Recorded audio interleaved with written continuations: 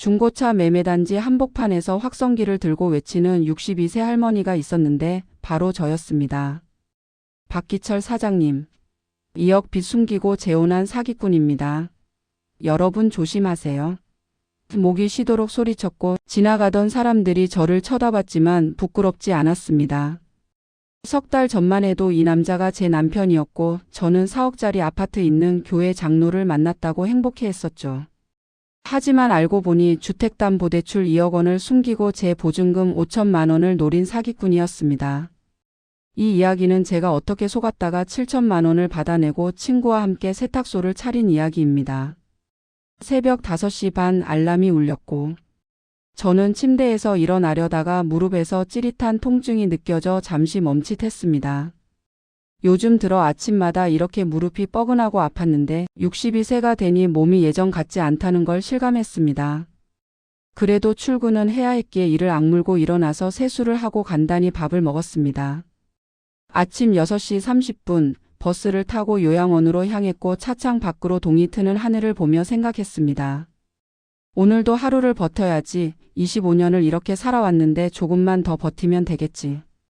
25년 전 남편이 교통사고로 세상을 떠났을 때 아들은 초등학교 1학년이었고 저는 37살이었습니다.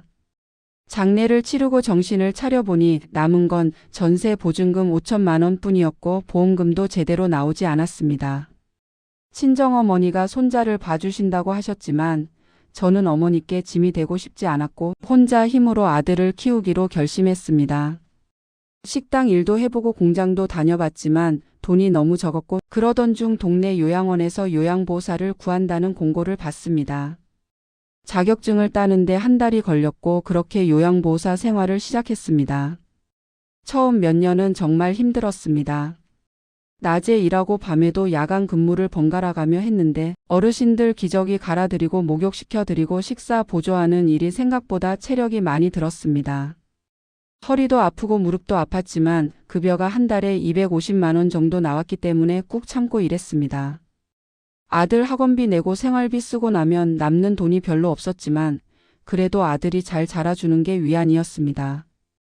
중학교 들어가고 고등학교 졸업하고 대학교까지 보냈는데 등록금이 한 학기에 350만 원씩 들어가서 대출도 받고 저축했던 돈도 다 썼습니다. 6년 전 아들이 대학을 졸업하고 취업을 했을 때는 정말 기뻤습니다. 이제 제 할 일은 다 한 것 같았고 속이 후련했습니다. 아들은 중견기업에 다니면서 월급을 250만 원 정도 받았는데 자기 생활비로 쓰기에도 빠듯하다고 해서 저는 아들에게 손 벌리지 않았습니다. 대신 제가 버는 돈으로 알아서 살면 된다고 생각했고 이제 62세니까 5년만 더 일하면 국민연금도 나오고 어떻게든 살 수 있을 거라고 믿었습니다. 그런데 1년 전부터 무릎이 이상했습니다. 아침에 일어날 때 뻐근하더니 점점 통증이 심해졌고 계단을 오르내릴 때마다 무릎에서 소리가 났습니다. 어르신들을 부축하거나 휠체어를 밀 때도 힘이 들었고 야간 근무를 하고 나면 다음 날 무릎이 퉁퉁 부어 올랐습니다. 참다 결국 병원에 갔고 의사가 엑스레이를 찍더니 심각한 표정으로 말했습니다. 무릎 관절염이 심하네요. 연골이 많이 닳았어요. 무리하면 안 됩니다. 특히 야간 근무 같은 건 절대 안 돼요. 충격이었습니다. 야간 근무를 못하면 급여가 얼마나 줄어들까요? 요양원 원장님께 말씀드렸더니 안타까워 하시면서도 어쩔 수 없다고 하셨습니다. 한 선생님, 그럼 낮 근무만 하시죠. 대신 급여는 120만 원으로 줄어들어요. 250만 원에서 120만 원으로 절반 넘게 줄어드는 겁니다. 한숨이 나왔지만 받아들일 수밖에 없었습니다. 무릎이 아픈데 어떻게 야간 근무를 하겠습니까? 그렇게 석 달 전부터 낮 근무만 하기 시작했고 급여가 반토막 났습니다. 문제는 생활비였습니다. 관리비에 공과금이 60만 원, 식비가 50만 원, 병원비가 30만 원, 이것저것 하면 150만 원은 좋게 들었습니다. 급여 120만 원으로는 생활이 안 됐고 저축했던 돈을 조금씩 깨먹기 시작했습니다. 통장 잔고가 700만 원 있었는데 석 달 만에 400만 원으로 줄었고 이러다가는 1년도 못 버틸 것 같았습니다. 그러던 어느 날 아침 출근하려고 집을 나서는데 계단에서 집주인 아주머니를 만났습니다. 한 선생님 안 그래도 연락드리려고 했는데 잘 됐네요. 무슨 일인가 싶어 멈춰서자 집주인이 난처한 표정으로 말했습니다. 6개월 후면 전세 계약 끝나는 거 아시죠? 미안한데 우리 딸이 내년에 결혼한다고. 6개월 후에 이 집을 달라고 해서요. 계약 연장은 어려울 것 같아요. 머릿속이 하얘졌습니다. 6개월. 6개월 안에 집을 구해야 한다는 겁니다. 지금 사는 집은 전세 보증금 5천만 원인데 요즘 집값이 올라서 5천만 원으로는 비슷한 집을 구하기 어렵다는 걸 알고 있었습니다. 당장 부동산에 문의해 봐야겠다고 생각하며 알겠습니다. 알아보겠습니다. 라고 겨우 대답했습니다. 점심시간에 부동산에 전화를 걸었습니다. 여기 근처에 전세 5천만 원으로 구할 수 있는 집 있나요? 부동산 사장님이 한참을 검색하더니 말했습니다. 요즘 시세가 많이 올라서 5천으론 힘들어요. 최소 7천은 있어야 비슷한 조건으로 구할 수 있을 거예요. 7천이라니 2천만 원이 부족했습니다. 통장에 있는 돈은 400만 원, 2천만 원을 어디서 구합니까? 다음 날 저녁 오랜 친구 영희에게 전화를 걸었습니다. 영희는 저보다 2살 많은 64세로 20년 넘게 알고 지낸 친구였습니다. 영희야, 나 큰일 났어. 집주인이 나가래. 영희가 놀라며 뭐? 갑자기 왜? 라고 물었고 저는 사정을 설명했습니다. 5천만 원으로는 비슷한 집 못 구한대. 2천만 원이 부족해. 영희가 한참을 듣더니 말했습니다. 명수가 내일 새벽 기도회 나랑 같이 가자. 거기서 좋은 사람들 많이 만날 수 있어. 저는 교회에 관심이 없었지만 영희가 계속 권하길래 그래, 한번 가볼게 라고 대답했습니다. 다음 날 새벽 5시 영희가 제 집 앞으로 왔고 같이 교회로 향했습니다. 동네에서 제법 큰 교회였는데 새벽인데도 사람들이 꽤 많았습니다. 50대에서 70대로 보이는 분들이 대부분이었고 다들 조용히 기도하고 있었습니다. 저도 영희 옆에 앉아서 눈을 감았는데 기도보다는 집 걱정이 머릿속을 가득 채웠습니다. 기도가 끝나고 사람들이 하나둘씩 일어나 나가는데 영희가 제 팔을 툭 치며 귓속말로 말했습니다. 저기 저 사람 봐. 회색 정장 입은 남자. 고개를 돌려보니 60대 중반쯤 되어 보이는 남자가 깔끔한 회색 정장을 입고 다른 분들과 인사를 나누고 있었습니다. 교회를 나와서 영희가 말했습니다. 저 사람이 박기철 장로님이야. 중고차 매매 사장인데 돈 많아. BMW 타고 다녀. 저는 관심 없다는 듯이 그래서? 라고 물었고 영희가 웃으며 말했습니다. 3년 전에 부인이 암으로 돌아가셨대. 그 후로 혼자 사신다고. 자식도 없고. 영희가 무슨 뜻으로 하는 말인지 알 것 같아서 손사래를 쳤습니다. 야, 나 재혼 관심 없어. 그냥 조용히 살고 싶어. 영희가 아쉬운 표정을 지으며 그래도 한번 생각해봐. 너 지금 집 문제도 있잖아 라고 말했습니다. 그 후로도 영희 따라 새벽 기도회에 나갔습니다. 집 걱정에 잠도 잘 안 왔고 새벽에 일어나는 김에 교회라도 가는 게 낫다고 생각했습니다. 일주일쯤 지났을 때 주차장에서 박기철 장로님과 마주쳤습니다. 영희가 먼저 인사를 했습니다. 장로님 안녕하세요. 박기철 장로님이 화사하게 웃으며 아권 집사님. 안녕하세요라고 대답하더니 저를 쳐다봤습니다. 처음 뵙는 분인데요. 영희가 저를 소개했습니다. 제 친구 한명숙이에요. 얼마 전부터 새벽 기도에 나오기 시작했어요. 박기철 장로님이 제게 악수를 청했고 저는 어색하게 손을 내밀었습니다. 반갑습니다. 박기철입니다. 손이 따뜻하고 부드러웠습니다. 2주일쯤 지나자 새벽 기도회에서 가끔 눈이 마주쳤고 박기철 장로님이 먼저 인사를 건넸습니다. 한 집사님 오늘도 일찍 나오셨네요. 수고 많으십니다. 처음엔 어색했지만 점점 익숙해졌고 자연스럽게 인사를 주고받게 됐습니다. 한 달쯤 지난 어느 날 기도회가 끝나고 나오는데 박기철 장로님이 다가왔습니다. 한 집사님 혹시 시간 되시면 커피 한 잔 하실래요? 근처에 좋은 카페 있어요. 갑작스러운 제안에 당황했지만 거절할 이유도 없어서 네, 좋습니다. 라고 대답했습니다. 카페로 가는 길 박기철 장로님 차를 봤는데 정말 영희 말대로 BMW였습니다. 검은색 BMW 5 시리즈였고 깨끗하게 관리된 차였습니다. 조수석에 타니 가죽 시트가 폭신했고 차 안에서 은은한 향수 냄새가 났습니다. 제가 차 좋아해서요. 중고차 매매 일을 하다 보니까 좋은 차들을 많이 보게 되거든요. 박기철 장로님이 웃으며 설명했습니다. 5분쯤 가서 작은 카페에 도착했고 둘이 자리에 앉았습니다. 박기철 장로님이 먼저 말을 꺼냈습니다. 권 집사님한테 들었어요. 혼자 사신다고요? 저는 고개를 끄덕이며 네, 25년 전에 남편을 잃고 혼자 아들을 키웠어요 라고 대답했습니다. 박기철 장로님도 자신의 이야기를 꺼냈습니다. 저도 3년 전에 아내를 암으로 잃었어요. 25년을 같이 살았는데 갑자기 떠나니까 너무 외롭더라고요. 목소리에 슬픔이 묻어났고 저는 그 마음을 이해할 수 있었습니다. 자식은 없으세요? 제가 물었고 박기철 장로님이 고개를 저었습니다. 자식 복이 없었어요. 그래서 더 외롭죠. 그날 이후로 가끔씩 새벽 기도회 후에 커피를 마시게 됐습니다. 일주일에 한두 번 정도였는데 박기철 장로님은 매번 다른 카페로 데려갔고 커피값도 항상 내셨습니다.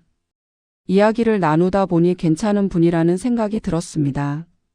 말투도 정중했고 제 이야기를 잘 들어줬습니다. 요양보호사 일이 힘드시겠어요? 무릎도 아프시다고요? 제가 무릎 이야기를 꺼내자 걱정하는 표정을 지었습니다. 병원 치료는 잘 받으세요. 건강이 제일 중요합니다. 석 달쯤 지났을 때 영희가 물었습니다. 명수가 박 장로님이랑 요즘 자주 보던데 어때? 저는 그냥 좋은 분 같아. 커피 마시면서 이야기 나누는 정도야 라고 대답했습니다. 영희가 웃으며 말했습니다. 명수가 그분 정말 괜찮은 분이야. 중고차 사장인데 매달 수입이 5천만 원은 넘는다고 들었어. 분당에 아파트도 있고. 5천만 원이라는 말에 귀가 솔깃했지만 내색하지 않았습니다. 돈이 뭐가 중요해. 사람이 좋아야지. 그렇게 석 달이 지나고 어느 날 박기철 장로님이 조심스럽게 말을 꺼냈습니다. 한 집사님, 제가 오늘 드릴 말씀이 있어서 연락드렸어요. 시간 괜찮으세요? 평소와 다르게 진지한 목소리였고 저는 네, 괜찮습니다 라고 대답했습니다. 그날 저녁 교회 근처 조용한 레스토랑에서 만났는데 박기철 장로님이 평소보다 더 깔끔하게 차려입고 나왔습니다. 감색 정장에 연한 파란색 넥타이를 맺고 머리도 단정하게 빗어 넘겼습니다. 자리에 앉아서 음식을 주문하고 나서 박기철 장로님이 제 손을 잡았습니다. 한 집사님, 저랑 같이 사시겠어요? 갑작스러운 프로포즈에 당황했습니다. 마음의 준비가 전혀 안 되어 있었고 뭐라고 대답해야 할지 몰라서 그저 손만 멍하니 쳐다봤습니다. 박기철 장로님이 계속 말했습니다. 저도 3년 동안 혼자 살면서 정말 외로웠어요. 집사님을 만나고 나서야 다시 살아있다는 느낌이 들었습니다. 제가 집사님을 잘 모실게요. 분당에 아파트 있고 중고차 사업도 안정적이라 생활 걱정은 안 하셔도 됩니다. 손이 따뜻했고 목소리는 진지했습니다. 저는 잠시 망설이다가 생각할 시간을 주세요. 너무 급작스러워서요 라고 대답했습니다. 집으로 돌아오는 길 머릿속이 복잡했습니다. 한편으로는 좋은 분 같았지만 다른 한편으로는 두려웠습니다. 25년을 혼자 살았는데 이제 와서 누군가와 다시 산다는 게 쉬운 일이 아니었습니다.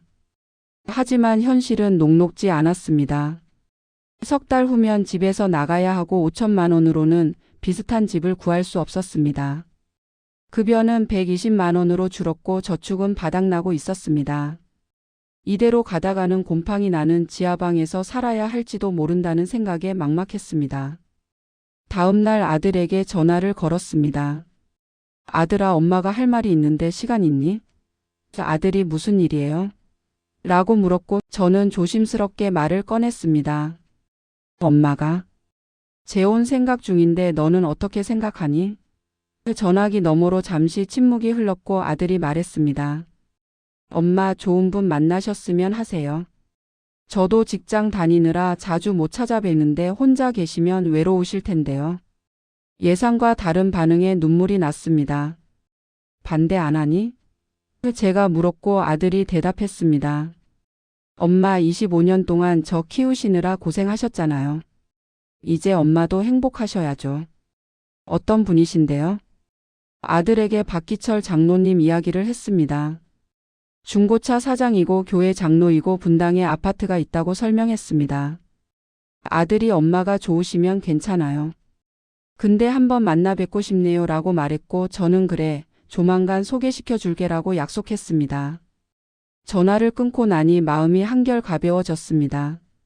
아들이 반대하지 않는다니 다행이었고 이제 결정을 내려야 할 때가 온 것 같았습니다.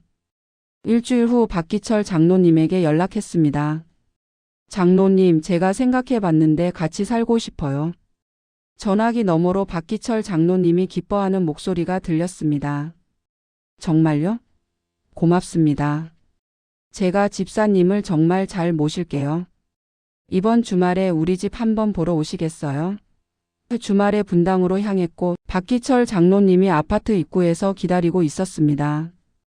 엘리베이터를 타고 13층에 내렸고 현관문을 열고 들어가니 깨끗한 아파트가 나타났습니다.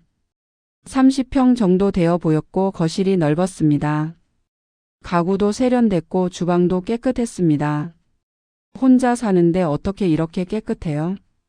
제가 물었고 박기철 장로님이 웃으며 일주일에 2번 청소 도우미분이 오세요. 저는 깔끔한 걸 좋아해서요라고 대답했습니다. 베란다로 나가보니 분당 시내가 한눈에 보였고 공원도 가까워 보였습니다. 여기서 같이 살면 좋겠어요. 생활비는 한 달에 300만 원 드릴게요. 집사님은 편하게 집안일만 하시면 됩니다. 300만 원이라는 말에 귀가 솔깃했습니다. 지금 제 급여가 120만 원인데 300만 원이라니 2배가 넘는 금액이었습니다. 그리고 요양원 일은 그만두세요. 무릎도 아프시잖아요. 편하게 쉬면서 지내세요. 박기철 장로님이 제 무릎을 걱정하며 말했고 저는 고마운 마음이 들었습니다. 하지만 저 일하는 거 좋아하는데 라고 말하자 박기철 장로님이 그럼 낮에만 가끔 나가시든지 하세요. 무리는 하지 마시고요 라고 했습니다. 그날 저녁 아들도 불러서 같이 저녁을 먹었는데 박기철 장로님이 아들에게도 정중하게 대했습니다. 제가 어머님 잘 모시겠습니다. 걱정 마세요. 아들도 만족스러운 표정이었습니다. 한 달 후 작은 결혼식을 올렸습니다. 교회에서 간단하게 예식을 했고 영희와 아들 그리고 박기철 장로님 친구 몇 분이 참석했습니다. 목사님이 두 분의 앞날에 하나님의 축복이 함께하길 바랍니다 라고 축도했고 저는 박기철 장로님과 손을 맞잡았습니다. 이제 저는 더 이상 혼자가 아니었고 누군가와 함께 살아갈 동반자가 생긴 겁니다. 그날 밤 짐을 싸서 분당 아파트로 이사했고 전세 보증금 5천만 원도 돌려받았습니다. 통장에 5천만 원이 들어오니 마음이 든든했습니다. 재혼한 지 한 달이 지났습니다. 아침에 남편을 출근시키고 집안 청소를 하고 저녁 준비를 하는 평범한 일상이었는데 25년 만에 누군가와 함께 사는 생활이 낯설면서도 좋았습니다. 무릎도 편하게 쉬니까 조금 나아지는 것 같았고 생활비 걱정도 없으니 마음이 편했습니다. 남편은 아침 8시에 나가서 저녁 7시쯤 들어왔고 주말에는 같이 교회에 나갔습니다. 영희가 전화할 때마다 잘 사냐? 고 물었고 저는 응, 잘 살아라고 대답했습니다. 그런데 재혼한 지 한 달 보름쯤 지난 어느 날 오전 집 전화가 울렸습니다. 받아보니 남자 목소리였고 박기철 씨 계십니까? 저 우리은행 대출 담당자인데요 라고 말했습니다. 남편이 출근했다고 하니 연체가 석 달째인데 연락이 안 되셔서요. 빨리 입금해 주셔야 합니다 라고 말하고는 전화를 끊었습니다. 연체? 무슨 연체? 남편이 대출이 있다는 얘기는 들어본 적이 없는데 이상했습니다. 저녁에 남편이 들어오자마자 물었습니다. 여보, 오늘 은행에서 전화 왔는데 대출 연체라고 하던데요. 남편 얼굴이 굳어지더니 아, 그거 사업 자금 대출이에요. 곧 갚을 거예요 라고 대충 넘어갔습니다. 얼마나 되는데요? 제가 다시 물었고 남편이 짜증 섞인 목소리로 그냥 조금 있어요.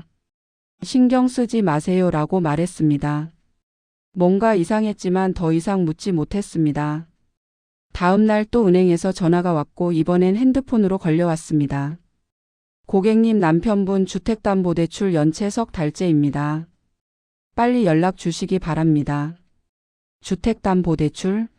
이 아파트에 대출이 있다는 건가요? 불안한 마음에 은행에 직접 가기로 했습니다. 신분증을 들고 우리은행 지점으로 갔고 창구 직원에게 남편 명의 대출 내역 좀 확인하고 싶은데요 라고 말했습니다. 직원이 본인 아니시면 안 되는데요 라고 했지만 배우자입니다. 혼인관계 증명서 떼올까요? 라고 하니 잠시 기다리라고 했습니다.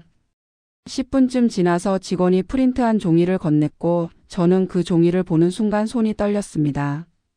주택담보대출 2억 원 6개월 전 실행, 현재 연체 3개월 2억이라니 6개월 전이라니 그건 제가 박기철 장로님을 만나기 시작한 바로 그 시기였습니다. 다리에 힘이 풀려서 은행 의자에 주저앉았습니다. 고객님 괜찮으세요? 직원이 걱정스럽게 물었지만 저는 대답할 수 없었습니다. 남편이 2억 빚을 숨기고 저와 결혼했다는 겁니까? 그럼 분당 아파트 있다고 중고차 사장이라고 생활비 300만 원 준다고 했던 말들이 다 거짓이었단 말입니까? 집으로 돌아와서 소파에 앉아 멍하니 있었는데 저녁 7시에 남편이 들어왔습니다. 저는 은행에서 받은 서류를 테이블에 내려놨고 이게 뭡니까? 라고 물었습니다. 남편이 서류를 보더니 얼굴이 새하얘졌습니다. 당신 어디서 이걸 구했어요? 은행에서 확인했어요. 주택담보대출이요? 6개월 전에 받으셨다고요? 저랑 만나기 시작할 때였잖아요. 제 목소리가 떨렸고 남편은 잠시 침묵하다가 말했습니다. 사업 자금이 필요했어요. 중고차 매매 사업하려면 돈이 있어야 하잖아요. 곧 갚을 거예요. 곧 갚을 거면 왜 석 달째 연체예요? 당신 저한테 빚 있다는 말 한마디도 안 했잖아요. 제가 소리쳤고 남편이 화를 냈습니다. 당신이 뭔데 내 일에 간섭해요? 내가 알아서 할 거니까 신경 꺼요.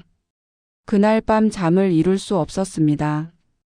옆에서 코 고는 남편을 보니 화가 났고 이 사람이 정말 저를 사랑해서 결혼한 건지 아니면 다른 이유가 있는 건지 의심이 들었습니다.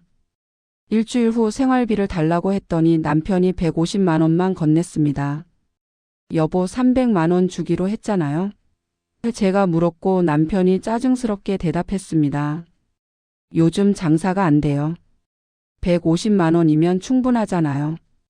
당신 혼자 쓰는데 뭐가 그렇게 많이 필요해요? 말투가 달라졌습니다. 목소리도 차갑게 변했습니다. 불안한 마음에 남편 중고차 매매단지를 찾아가 봤습니다. 분당에서 버스로 1시간 거리에 있었고 작은 사무실이었습니다. 문을 열고 들어가니 30대로 보이는 여직원 한 명이 앉아 있었고 어떻게 오셨어요? 라고 물었습니다.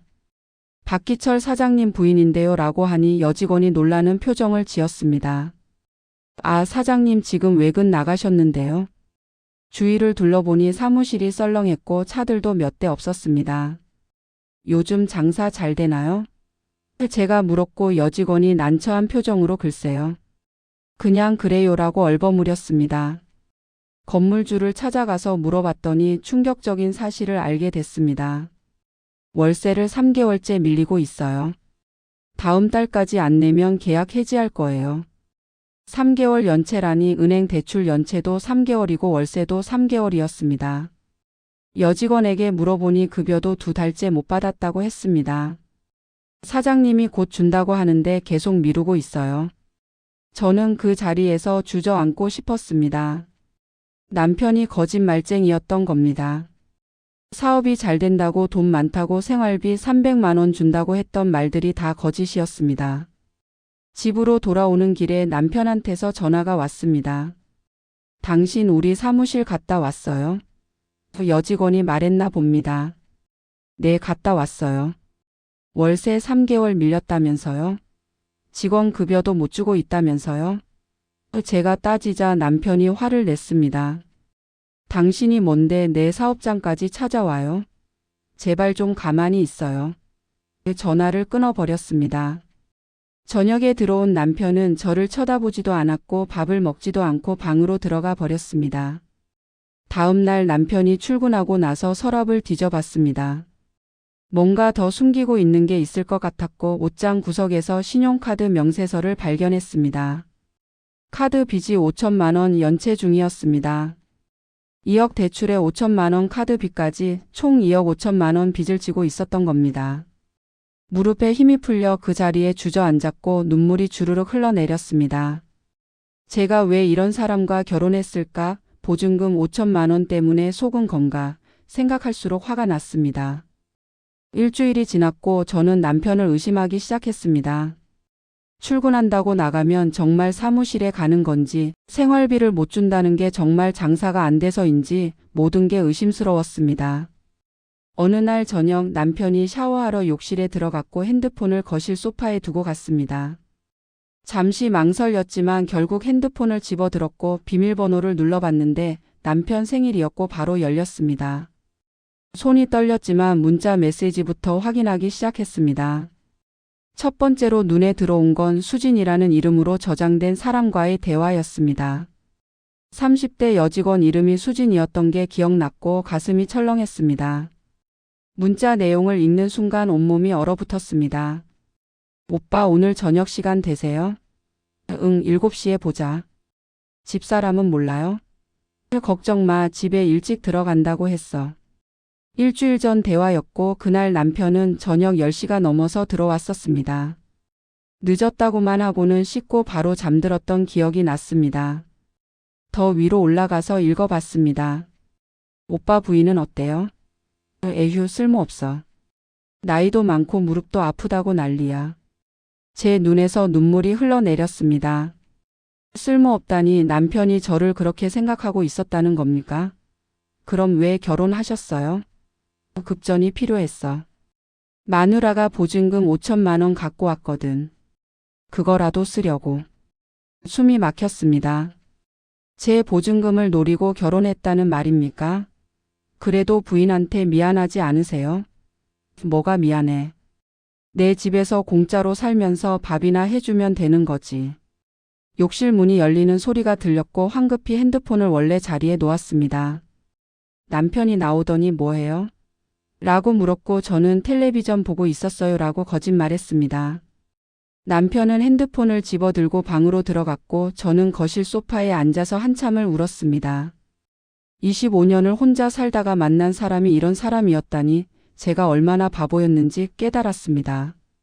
그날 밤 남편이 먼저 잠들었고 코 고는 소리를 확인한 후 저는 조심스럽게 침대 옆 테이블에 놓인 남편 핸드폰을 집어들었습니다. 손이 떨렸지만 비밀번호를 눌렀고 화장실로 들어가서 문을 잠갔습니다. 수진과의 대화를 하나하나 제 핸드폰으로 사진 찍었는데 손이 너무 떨려서 몇 번이나 흔들렸지만 다시 찍고 또 찍었습니다. 보증금 노렸다는 문자, 쓸모없는 마누라라는 표현, 내 집에서 공짜로 산다는 말 모두 저장했습니다. 사진을 다 찍고 나서 남편 핸드폰을 원래 자리에 조심스럽게 놓았고 거실로 나와서 소파에 앉아 한참을 울었습니다. 새벽 3시가 넘어서야 잠들었고 아침에 일어났을 때 눈이 퉁퉁 부어 있었습니다. 다음 날 저녁 오랜 친구 영희에게 전화를 걸었습니다. 영희야, 나 지금 만날 수 있어? 목소리가 떨려서 영희가 바로 알아챘습니다. 명수가 무슨 일이야? 목소리가 왜 그래? 제발 좀 만나자. 혼자는 못 견디겠어. 영희가 1시간 후에 우리 집 근처 카페로 오겠다고 했고 저는 불이 나게 옷을 입고 나갔습니다. 카페에 앉아서 기다리는데 눈물이 자꾸만 났고 다른 손님들이 쳐다볼까봐 고개를 숙였습니다. 영희가 도착하자마자 제 얼굴을 보더니 깜짝 놀랐습니다. 명수가 얼굴이 왜 그래? 울었어? 저는 참았던 눈물이 터져서 한참을 울었고 영희가 제 등을 쓰다듬으며 기다려줬습니다. 진정이 되고 나서 지난 2주일 동안 있었던 일들을 모두 털어놨습니다.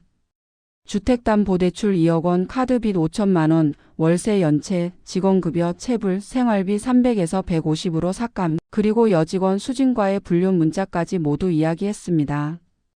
영희가 들으면서 얼굴이 점점 굳어졌고 주먹을 불끈 쥐었습니다. 이 사기꾼 같으니. 영희가 경악했습니다. 평소에 점잖은 영희가 흥분을 하는 걸 처음 봤습니다. 명수가 당장 이혼해야 해.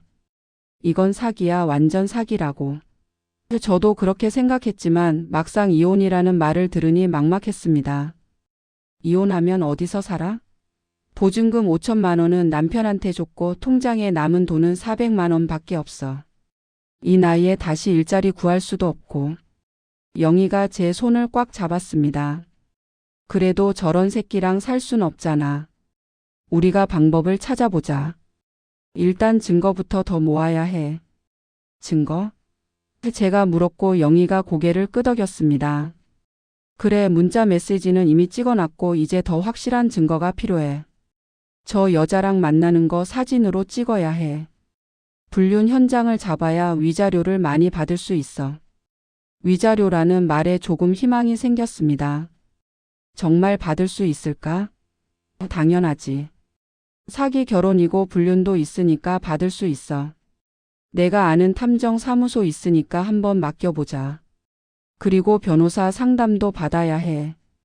영희가 힘을 주듯 제 손을 꽉 잡아줬고 저는 조금이나마 위로가 됐습니다. 사흘 후 영희가 소개해준 탐정을 만났습니다. 50대 남자였고 조용한 카페에서 만나 이야기를 나눴습니다.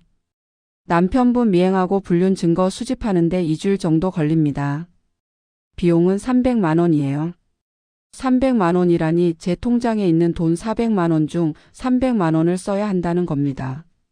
하지만 선택의 여지가 없었습니다. 알겠습니다. 부탁드립니다.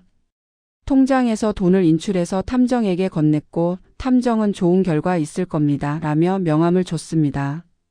그날 밤 남편이 들어왔을 때 저는 아무렇지 않은 척했습니다. 저녁 드실래요? 아니, 밖에서 먹고 왔어요. 남편이 무뚝뚝하게 대답하고는 방으로 들어갔습니다. 저는 설거지를 하면서 생각했습니다. 2주일만 버티자, 증거만 확보하면 이 지옥에서 벗어날 수 있다. 방에서 남편이 전화하는 소리가 들렸습니다. 수진아, 내일 점심때 보자. 괜찮지? 제 가슴이 찢어지는 것 같았지만 꾹 참았습니다. 밤마다 잠을 못 잤고 무릎도 다시 아프기 시작했습니다. 2주일이 지났습니다. 그동안 저는 남편 앞에서 아무렇지 않은 척 연기하며 살았고 매일 밤 베개를 적시며 울었습니다. 탐정에게서 연락이 오기만을 기다렸고 영희가 매일 전화해서 명수가 조금만 더 버텨라고 힘을 줬습니다. 2주일째 되는 날 오후 탐정에게서 전화가 왔습니다.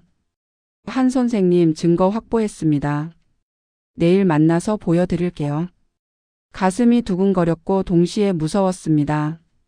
이제 남편의 배신이 사진으로 증명된다는 게 현실이 되는 순간이었습니다. 다음 날 오전 영희와 함께 탐정 사무소로 갔습니다.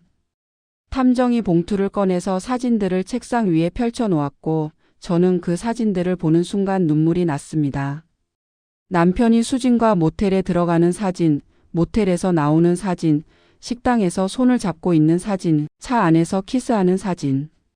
총 30여 장이었습니다. 이틀에 한 번씩 만났습니다. 모텔은 4번 갔고요. 날짜와 시간도 다 기록했습니다.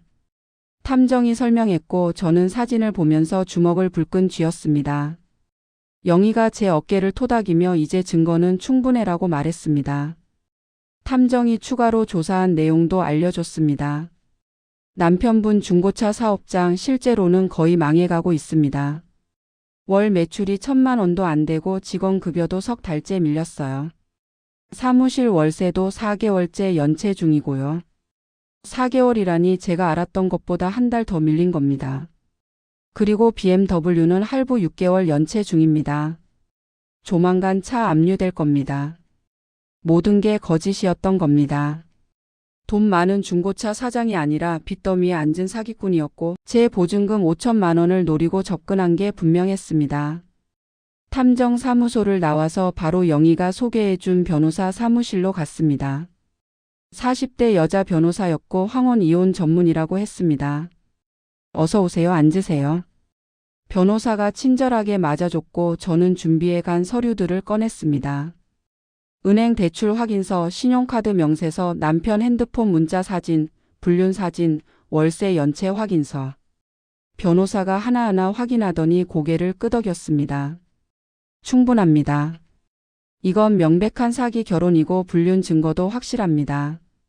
그런데 선생님, 제가 돈을 받을 수 있을까요? 남편한테 빚이 2억 5천만 원이나 있는데요. 제가 가장 궁금한 점을 물었고 변호사가 웃으며 설명하기 시작했습니다. 걱정하지 마세요. 남편분이 사는 아파트 분당 30평이라고 하셨죠? 시세가 얼마나 될까요? 4억 정도요. 제가 대답했고 변호사가 계산기를 두드렸습니다. 아파트 4억, 여기서 주택담보대출 2억 빼면 2억이 남습니다. 위자료 2천만 원, 보증금 5천만 원 합치면 7천만 원인데 충분히 회수 가능합니다. 정말요? 저는 믿기지 않아서 다시 물었고 변호사가 고개를 끄덕였습니다. 네, 법원에 이혼 소송과 함께 재산 분할 청구하면 됩니다.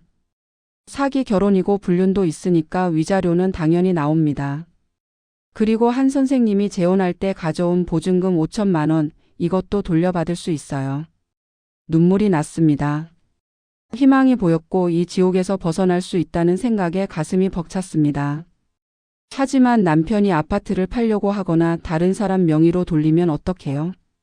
제가 걱정스럽게 물었습니다. 변호사가 안심시켰습니다. 지금 바로 가처분 신청하면 됩니다. 남편이 아파트를 팔거나 명의 이전하는 걸 막을 수 있어요. 법원에서 처분 금지 명령을 내리거든요. 비용은 얼마나 드나요? 솔직히 제 통장에 남은 돈은 100만 원밖에 없었습니다. 착수금 500만 원입니다. 승소하면 성공 보수로 받은 금액의 10% 더 받고요. 500만 원이라니 통장에 100만 원밖에 없는데 어떻게 구하나 막막했습니다. 그때 영희가 말했습니다. 명수가 내가 500 빌려줄게. 걱정 마. 영희를 보니 눈물이 났습니다. 영희야, 고마워. 정말 고마워. 영희가 제 손을 잡으며 우리 친구 아니냐. 이럴 때 돕는 거지라고 말했고 저는 한참을 울었습니다. 변호사가 휴지를 건네주며 힘내세요. 잘 될 겁니다 라고 위로했습니다.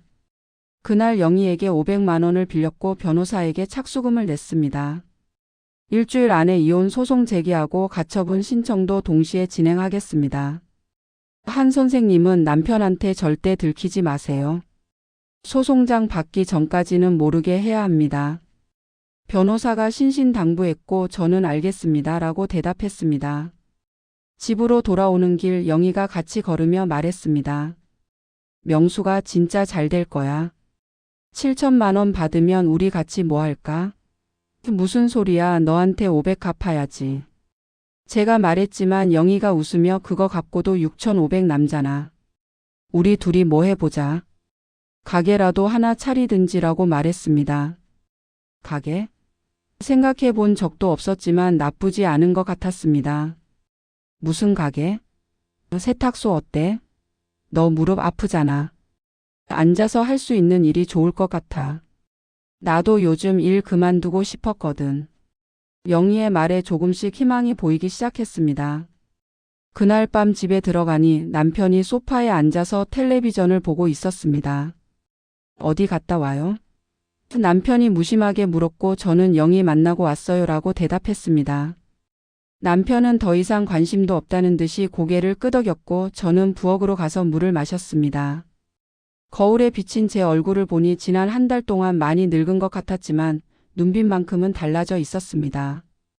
이제 포기하지 않겠다는 결심이 눈에 보였고 일주일만 더 참으면 된다는 생각에 주먹을 꽉 쥐었습니다. 다음 날 변호사에게서 문자가 왔습니다. 가처분 신청 완료했습니다. 법원에서 처분 금지 명령 나왔어요. 이제 남편이 아파트 못 팔아요. 안도의 한숨이 나왔습니다. 이제 남편이 도망갈 수도 없고 아파트를 팔아서 돈을 빼돌릴 수도 없다는 겁니다. 영희에게 바로 문자를 보냈습니다. 가처분 됐어. 영희가 답장을 보냈습니다. 잘 됐다. 이제 곧 끝나. 그날 저녁 남편이 회사에서 급하게 전화가 왔습니다. 여보, 법원에서 무슨 서류가 왔는데 이게 뭐예요? 목소리가 당황스러웠고 저는 속으로 웃으며 글쎄요, 뭔지 모르겠어요 라고 시치미를 뗐습니다. 사흘 후 법원에서 남편에게 이혼 소송장이 배달됐습니다. 그날 저녁 남편이 집에 들어오자마자 소송장을 들고 소리를 질렀습니다. 이게 뭡니까? 당신이 이혼 소송을 냈어요? 얼굴이 새하얘져서 손이 떨리고 있었고 저는 침착하게 대답했습니다. 네, 제가 냈어요. 이혼하고 싶습니다. 미쳤어요? 갑자기 왜 이래요? 남편이 소리쳤지만 저는 더 이상 무섭지 않았습니다. 갑자기요? 당신이 빚을 숨기고 불륜을 저지르고 저를 쓸모없다고 말한 게 갑자기예요? 남편 얼굴이 굳어졌습니다. 그걸 어떻게? 다 알아요. 주택담보대출 2억 원, 카드 빚 5천만 원, 수진이랑 모텔 간 것도 다 알고 있어요. 증거도 다 있습니다.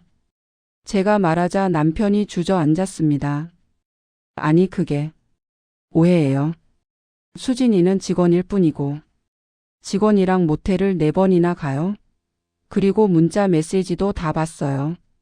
제 보증금 노렸다는 거, 쓸모없는 마누라라고 한 거 다 알고 있다고요. 제 목소리가 떨렸지만 이번엔 분노 때문이었습니다. 남편이 갑자기 무릎을 꿇었습니다. 미안해요. 제발 용서해 주세요. 다시 시작하면 안 될까요? 늦었어요. 이미 변호사 선임했고 소송 진행 중입니다. 위자료 2천만 원이랑 제 보증금 5천만 원 돌려받을 겁니다. 2천만 원에 5천만 원? 그럼 7천만 원이나 되잖아요. 제가 어디서 그 돈을 구해요? 남편이 울먹였지만 저는 차갑게 대답했습니다. 아파트 팔면 되잖아요. 4억짜리 아파트 있으시면서 무슨 걱정이세요? 아파트를? 이 집이 제 유일한 재산인데. 그건 당신 문제예요. 저는 제 돈 받을 겁니다. 그날 밤 남편은 방에서 나오지 않았고 저는 거실에서 잤습니다. 다음 날 아침 남편이 출근도 하지 않고 집에 있었고 계속 전화를 하고 있었습니다. 변호사님, 어떻게 안 될까요? 아파트를 팔면 제가 갈 데가 없어요. 전화 통화 소리가 들렸지만 저는 신경 쓰지 않았습니다. 일주일 후 법원에서 첫 조정 기일이 잡혔고 저는 변호사와 함께 법원에 갔습니다. 남편도 변호사를 대동하고 왔는데 얼굴이 초췌해 보였습니다. 조정실에서 조정위원이 양쪽 이야기를 들었고 남편 측 변호사가 말했습니다. 위자료는 인정하지만 2천만 원은 너무 많습니다. 1천만 원이 적당합니다. 하지만 제 변호사가 단호하게 말했습니다. 사기 결혼에 불륜까지 있습니다. 오히려 2천만 원도 적은 금액입니다. 그리고 보증금 5천만 원은 원고가 재혼 시 가져온 돈이니 당연히 돌려받아야 합니다. 조정위원이 고개를 끄덕이며 보증금은 당연히 반환해야 하고 위자료도 2천만 원이 적정해 보입니다 라고 말했습니다. 남편이 제가 아파트를 팔아야 하는데 시간을 좀 주실 수 없나요? 라고 애원했지만 조정위원이 3개월 드리겠습니다. 3개월 안에 아파트 매각하고 돈 지급하세요 라고 했습니다. 결국 조정이 성립됐고 남편은 3개월 안에 위자료 2천만 원과 보증금 5천만 원, 총 7천만 원을 저에게 지급하기로 합의했습니다. 법원을 나오면서 남편이 저를 쳐다봤지만 저는 외면했습니다. 영희가 법원 밖에서 기다리고 있었고 됐어? 라고 물었습니다. 응, 7천만 원 받기로 했어. 3개월 안에. 영희가 저를 껴안았습니다. 잘했어, 진짜 잘했어. 석 달이 지났습니다. 그동안 저는 남편과 같은 집에 살았지만 대화를 하지 않았고 각방을 썼습니다. 남편은 아파트를 내놓았고 한 달 만에 4억 원의 매수자가 나타났습니다. 계약이 진행됐고 잔금 치르는 날 저도 부동산에 갔습니다. 매수자가 잔금 4억 원을 송금했고 부동산에서 정리가 시작됐습니다. 먼저 은행 주택담보대출 2억 원을 갚았고 매매 수수료와 세금으로 3천만 원이 나갔습니다. 남은 돈은 1억 7천만 원이었고 여기서 제게 7천만 원을 주고 나니 남편 손에 남은 돈은 1억 원이었습니다. 부동산에서 저는 7천만 원 수표를 받았습니다. 손이 떨렸고 이 돈이 정말 제 거라는 게 믿기지 않았습니다. 남편은 수표를 들고 한참을 멍하니 서 있었고 부동산 사장이 축하드립니다 라고 말했지만 남편은 대답하지 않았습니다. 저는 바로 은행으로 가서 7천만 원을 통장에 입금했고 영희에게 전화했습니다. 영희야, 돈 받았어. 7천만 원 다 받았어. 영희가 환호성을 질렀습니다. 대박. 우리 이제 세탁소 하자. 일주일 후 남편은 분당 근처 작은 원룸으로 이사했습니다. 15년을 살던 30평 아파트에서 6평짜리 원룸으로 떨어진 겁니다. 이사 가던 날 남편을 마지막으로 봤는데 트럭에 짐을 싣고 있었고 얼굴이 많이 늙어 보였습니다. BMW는 이미 압류당해서 없었고 낡은 경차를 타고 있었습니다. 저는 창문 너머로 그 모습을 지켜봤지만 아무 감정도 들지 않았습니다. 오히려 속이 시원했습니다. 영희와 함께 중고차 매매단지를 찾아갔습니다. 남편 사무실은 이미 문을 닫았고 건물주가 월세 밀려서 쫓아냈어요 라고 말했습니다. 저는 확성기를 하나 빌렸고 중고차 매매단지 한복판에 섰습니다. 여러분, 박기철이라는 사람 조심하세요. 2억 5천 빚 숨기고 재혼한 사기꾼입니다. 목이 쉬도록 외쳤고 지나가던 사람들이 저를 쳐다봤지만 부끄럽지 않았습니다. 영희가 옆에서 더 크게 라고 응원했고 저는 더 큰 소리로 외쳤습니다. 보증금 5천만 원 노리고 결혼한 사기꾼. 여러분 조심하세요. 1시간쯤 소리를 지르고 나니 속이 후련했습니다. 교회에도 가서 목사님께 남편 이야기를 했고 목사님이 장로직 박탈하겠습니다 라고 약속했습니다. 동네 사람들도 소문을 다 알게 됐고 남편은 동네에서 완전히 매장됐습니다. 영희가 이제 복수 끝났네라고 웃으며 말했고 저도 웃었습니다. 응, 끝났어. 7천만 원을 받고 가장 먼저 한 일은 변호사에게 성공 보수를 지급하는 것이었습니다. 승소 금액의 10%니까 700만 원입니다. 변호사가 계산서를 건넸고 저는 은행에서 수표를 끊어서 전달했습니다. 고맙습니다. 선생님 덕분에 제 인생이 바뀌었어요. 진심으로 감사했고 변호사가 악수를 청하며 잘 사세요라고 말했습니다. 다음으로 영희를 만나 500만 원을 건넸습니다. 영희야, 빌려준 돈. 영희가 됐어, 나중에 줘도 되라고 했지만 저는 고개를 저었습니다. 아니야, 지금 갚을게. 너 덕분에 여기까지 왔어. 영희가 돈을 받으며 눈시울을 붉혔습니다. 통장을 확인해 보니 5,800만 원이 남아 있었습니다. 먼저 살 곳을 구해야 했고 동네 부동산을 돌아다니며 원룸을 알아봤습니다. 깨끗한 원룸이 보증금 1천만 원에 월세 50만 원이었고 아파트 단지 근처라 위치도 좋았습니다. 계약하고 나니 손에 남은 돈은 4,800만 원이었습니다. 영희와 만나서 세탁소 이야기를 꺼냈습니다.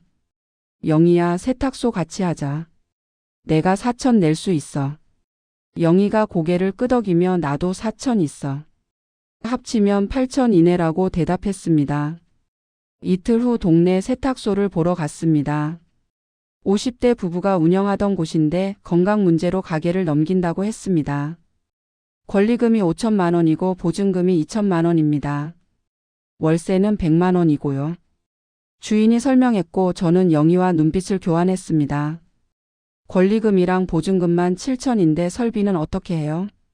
제가 물었고 주인이 세탁기랑 건조기는 그대로 쓰셔도 되는데 다림이랑 소모품은 새로 사셔야 할 거예요 라고 했습니다. 계산해 보니 설비 교체랑 초기 운영 자금으로 1천만 원 정도 필요했고 총 8천만 원이었습니다. 일주일 후 계약했고 명인의 세탁소라는 간판을 달았습니다. 명숙의 명에 영희의 희를 합친 이름이었고 둘 다 마음에 들어했습니다. 다리미를 새로 샀고 세제와 옷걸이, 포장 비닐을 대량으로 주문했습니다. 벽지를 새로 바르고 조명을 밝게 교체했습니다. 2주일 동안 준비하고 개업하는 날 영희와 저는 떨리는 마음으로 문을 열었습니다. 명수가 잘 될까? 영희가 불안하게 물었고 저는 우리가 열심히 하면 되라고 대답했습니다. 첫 달은 생각보다 어려웠습니다. 손님이 하루 평균 서너 명이었고 매출이 한 달에 250만 원밖에 안 됐습니다. 월세 100만 원에 공과금 50만 원 내고 나면 100만 원이 남았고 반반 나눠서 각자 50만 원씩 가져갔습니다. 국민연금 70만 원 합쳐도 120만 원인데 원룸 월세 50만 원 내면 생활비가 빠듯했습니다. 밤에 잠을 못 이룰 때도 있었지만 영희가 조금만 더 버티자며 힘을 줬습니다. 석 달째부터 손님이 조금씩 늘기 시작했습니다. 아파트 게시판에 광고를 붙이고 전단지를 직접 만들어 돌렸습니다. 명인의 세탁소 정성껏 세탁해 드립니다. 손으로 쓴 전단지를 영희가 아파트 입구에서 나눠줬고 효과가 있었습니다. 하루 손님이 10명으로 늘었고 매출이 400만 원까지 올랐습니다. 공과금 빼고 300만 원 남으면 각자 150만 원씩 가져갔습니다. 국민연금 합치면 220만 원 월세 내고도 생활할 수 있었습니다. 6개월째 되니 단골이 생겼습니다. 매일 오시는 70대 할머니는 집에서 하는 것보다 여기가 깨끗해요라며 일주일에 2번씩 오셨습니다. 40대 직장인은 와이셔츠를 한 번에 10벌씩 맡겼고 아파트 경비 아저씨도 작업복을 가져왔습니다. 1년이 지나자 매출이 600만 원까지 올랐고 각자 200만 원씩 가져갈 수 있게 됐습니다. 국민연금 합치면 270만 원 여유로운 생활이 가능했습니다. 저는 수선과 다림질을 맡았고 영희는 접수와 배달을 담당했습니다. 무릎이 아프긴 했지만 앉아서 할 수 있어서 괜찮았고 진통제 먹으면 버틸만 했습니다. 영희는 전동 스쿠터를 사서 배달 다니며 재미있다고 좋아했습니다. 오전 9시에 문 열고 저녁 6시에 닫았는데 점심은 같이 근처 식당에서 먹었습니다. 명수가 우리 할매까지 이렇게 가자. 영희가 말했고 저는 웃으며 그래 둘이 할매 되도록 일하자고 대답했습니다. 2년이 지났습니다. 명인의 세탁소는 이제 동네에서 제법 알려진 가게가 됐고 단골이 100명을 넘었습니다. 매달 안정적으로 600만 원을 벌었고 영희와 저는 각자 200만 원씩 가져가며 편하게 살았습니다. 오늘도 가게 문을 닫고 영희와 함께 저녁을 먹으러 가는 길에 편의점 앞에서 남편을 마주쳤습니다. 배달 유니폼을 입고 오토바이에 걸터 앉아 있었는데 얼굴이 많이 늙어 보였습니다. 남편이 먼저 고개를 숙였고 저는 그냥 지나쳤습니다. 영희가 저 인간 불쌍하긴 하네라고 말했지만 저는 아무 감정도 들지 않았습니다. 식당에서 영희와 막걸리 한 잔을 나누며 웃었습니다. 명수가 남자 없어도 잘 살잖아. 그러게 둘이서 이렇게 사니까 외롭지도 않아. 창밖을 보니 저녁 노을이 예뻤습니다. 64세가 된 지금 저는 제 인생에서 가장 자유롭고 평온한 시간을 보내고 있었습니다. 재혼은 실패했지만 진짜 친구를 얻었고 경제적으로 독립했습니다. 내일도 가게 문을 열고 영희와 함께 세탁물을 개며 손님을 맞이할 겁니다.